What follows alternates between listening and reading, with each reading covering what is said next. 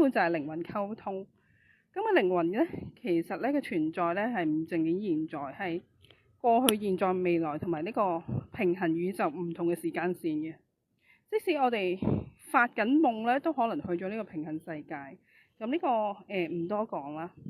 咁最近我咪話不斷咧高我啦，咁就派咗啲畫面俾我睇，我睇我將來嘅景象係有呢個辦公室啦，咁有老公啦幫我湊住仔啦。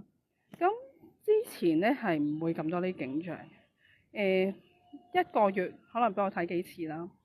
而家係一日一次。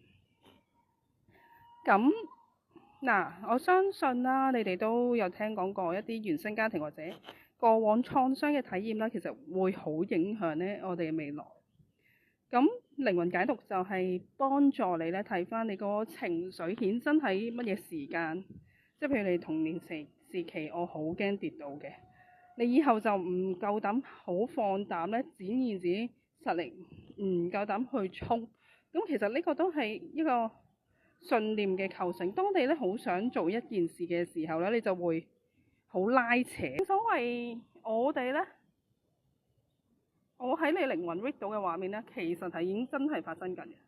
只係你當你點樣喺做啲咩，喺現實做啲乜嘢，可以更快引導呢個結